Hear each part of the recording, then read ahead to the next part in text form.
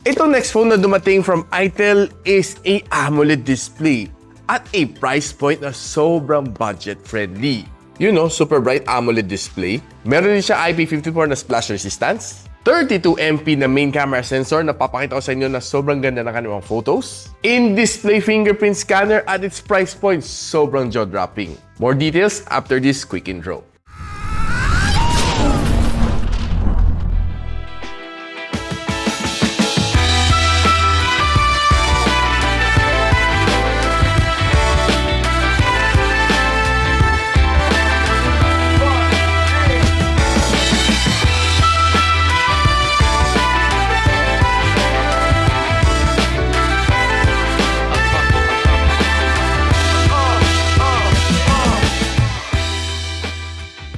Now, itong bago ng 8 plus 8 gigs of RAM and 128 gigs of storage is currently priced at 6,199 pesos. And nung early bird price nito, bumaba siya as low as 5,700 pesos. Check the official link on the description box below para hindi kayo ma-scam.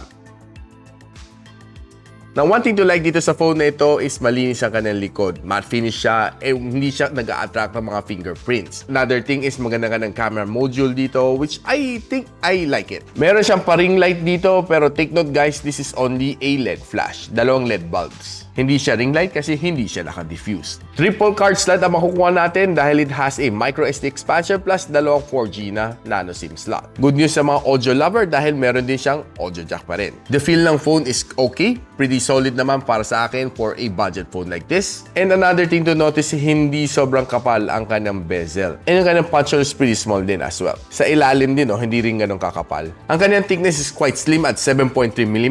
And this phone also has a IP54 na dust and water resistance. Huwag mo ilululu sa swimming pool pag nagbakasyon ka. Now, the phone na ito is being powered by the Unisoc na T620 na chip. This is a 12nm chip and it can give you the performance na kailangan mo on a day-to-day basis. But kung nga ba nasabi yun, it gave me a 312,000 points dito sa Antutu benchmark, which is pretty not bad for its price point. And ito ang kanyang breakdown score. 153 ang kanyang loop score sa 1 extreme and 96% ang kanyang stability. Ito ang score na nakuha ko dito sa Geekbench sa kanyang CPU benchmarking. And ito naman sa kanyang GPU benchmark. Looking goods naman ang kanyang thermals and it throttled to 92% ang kanyang best performance. And by the way guys, itong phone na ito is running Itel OS na 14.5 inside Android version 14, and this one has two major na Android OS update. So basically, this one should upgrade up to Android version 16. Now, ang battery nito phone na ito is a 5,000 mAh na battery which can support up to 18 watts na charging speed. Charging from 0 to 100, I think it takes you around mga near 2 hours to complete the full charging cycle. Meron siyang bypass charging at this price point. Madalang ka makakita ng phone at this price point na may bypass charging. Meron dito sa Itel S25. So good news yan sa mga gamers out there. Meron din siya AI charging protection, so pwede ka mag-charge up to 80% to prolong your battery life. Now, on a day-to-day basis naman itong phone na ito can last you through a day without charging.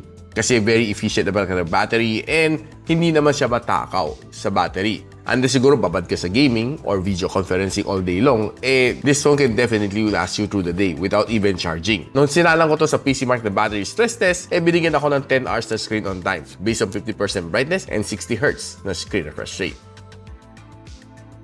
Napag-usapan natin ng display. This phone has a 6.78-inch na AMOLED display. It has a 120Hz screen refresh rate, 1,800 nits sa kanyang maximum brightness, and best of all, kaya na mag-display ng 1080 by 2,436 na pixels. So meaning you can watch 1080p na videos on this one at this price point. Normally, ang phone at this price point, makakuha ka lang ng 720p. Dito sa Itel S25, sagad, 1080p. Now, if you're the type of person na mahilig mag-browse sa social media, expect mo naman magkakaroon ka ng magandang browsing experience dito. Dahil maganda namang display dito sa phone na ito, and having a 120Hz screen refresh rate gives you a better browsing experience. Facebook, Twitter, sa Instagram, and sa TikTok, I'm sure that it will give you a good browsing experience. Now, a good news dito sa phone na ito, this one has a level 1 na Wi-Fi security level, so meaning you can watch HD dito sa phone na ito. Now, if you're watching videos naman tulad ko, like on YouTube, I would say na okay naman ka ng colors dito, punchy naman ka ng colors, and I would say na mag-e-enjoy ka definitely with the whole family while you're watching your favorite shows or just watching simply mga basketball games or just some animes. I'm sure okay na okay to. Now, itong phone na ito only has one loud firing speaker dito sa ilalim. Gusto ko lang ipakita sa inyo kung gaano kalakas nga ba ito. Mabibitin ka nga ba o hindi? Check it out. Honestly, hindi siya ganun kahina. I would say it's average. Not so bad. Though, for me, medyo bitin ako. Pero, for siguro ibang mga tao, I would say it's average. Now guys, naglaro na ako ng 3 game dito and nilaro natin ang Honor of Kings, Far Cry 84, and Call of Duty Mobile. So sa Honor of Kings, I was able to play a good game dito sa kanya. Setting into just the recommended graphics dito, and I was able to get a good smooth gaming dito sa Honor of Kings. Though there are times na mafe-feel mo may konting lag and may konting frame drops. So honestly, hindi mo maiwasan talaga on a budget phone like this one. But overall, the gameplay was quite good. And kind of touch response is okay. And I would say na, and during the gameplay, wala naman nafe-feel ng mga delays dito sa kanya. Though there are times na biglang magte-teleport lang yung kalaban mo habang inuupakan mo siya. But for me, overall, the gameplay was not so bad. And after 30 minutes of gameplay, umabot siya ng 44 degrees Celsius. Pagdating sa Far Cry 84, okay ang kanyang gameplay. Though there are times na mafe-feel mo, there are mga frame drops and mga kunting lags. Lalo na kung magsi-sniper scope ka dito sa kanya, mafe-feel mo na parang napipigil ang pag-scope mo. Yan ang probably the reason kung bakit ka mamamatay na mabilis dito sa kanya. And I would say na pwede naman pagtsagaan to game na ito dito sa phone na ito. Though there are times that it will be a little bit sluggish after 15 minutes. The touch response was okay, the sounds was just average, and pinakamainit na inamo niya dito after 30 minutes of gameplay is 46 degrees Celsius. Pagdating naman sa Call of Duty Mobile, expect mo a good gameplay naman dito sa kanya dahil siguro I would say na efficient naman si Call of Duty Mobile dito sa chip na ito. Overall, the gameplay was smooth. I was able to play 30 minutes dito ng ranked matches and well, true enough, marami na mga napanalunan din sa game na ito. Okay naman kanyang controls dito, wala akong naging problema, and pinakamainit na achieve na dito after 30 minutes of gameplay, 43 degrees Celsius.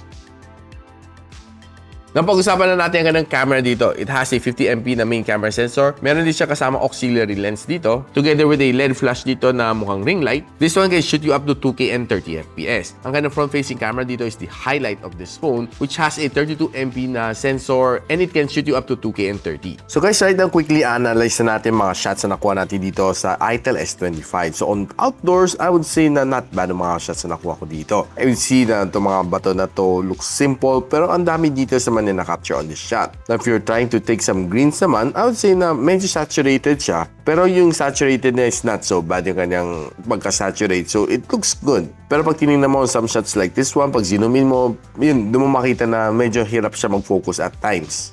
Pero most of the time naman nakapag-focus na maayos, pero it takes a little bit of time. On this shot na yung kita natin na medyo saturated nga talaga kanyang green. Kung pumasok naman tayo indoor, I would say na not so bad naman mga shots na nakukuha natin. Even though na medyo low light, it was still able to perform. Looking at some of these Christmas decors, yung green nga lang niya, medyo naging mukhang black yung pansin ko. But taking a look at some of this bin shot, okay naman siya pag hindi mo i-zoom in, pero pag zoom in mo makita mo medyo grainy na siya. So trying to take some portrait shot like this one looks good. Maganda naman kanya pagka-render. And some other simple shot like this looks okay. Now kung tumitingin ka ng food photography naman on this camera, well, I would say not bad ha. Mga shots na nakuha ko dito sa pagkain. And some simple shot like this one looks good. And maganda naman kanyang pagka-focus dito sa kanyang whipped cream. Now tinay naman natin kanyang zoom lens. This is a normal shot. And this is a 2x zoom shot. After 2x zooming, malinaw pa rin. At tinry ko naman mag-shoots on low light dito sa aking studio. Okay naman, mga shots na nakuha ko dito on this camera. Now, one thing to be impressed dito sa kanya is ang kanya 32MP na front-facing camera. It was able to take me some really good shots. I wasn't expecting mga shots like this one. I was expecting na medyo, well, grainy, na medyo smudgy, and medyo soft ang kanyang photo. Pero I was really blown away dito sa kanyang front-facing camera. Ang daming details na nakuha dito. I would say na yung front-facing camera, mukha yung pang mid-ranger ang kanyang performance. Really good, even though sa indoor, sa outdoor, I was able to capture some really nice na mga photos and a lot of details talaga sa aking mukha. And another surprise is maganda rin kanyang pagka-video sa front-facing camera. Hindi siya masyado matagtaga. Though, yes, meron siyang kunting shake kasi gamit ko lang ang aking kamay, pero hindi siya yung garapalan na shake. On the rear camera, I would say na parang medyo mas matagtag pa nga to kaysa doon sa front-facing camera. Though the video is not so bad, but overall, I still like the front-facing camera better than yung kanyang rear camera.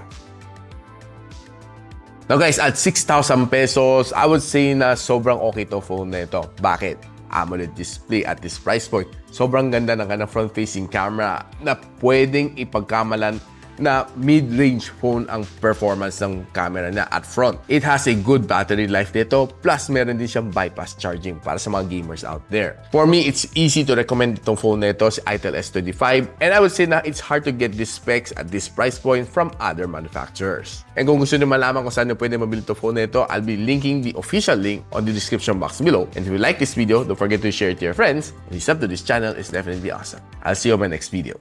And so, ako para si Richmond, and you're watching Gadget Sidekick. Like and subscribe to my channel. Don't forget to hit that notification bell. For one of my latest uploads, click the dito. And for one of my popular uploads, click here.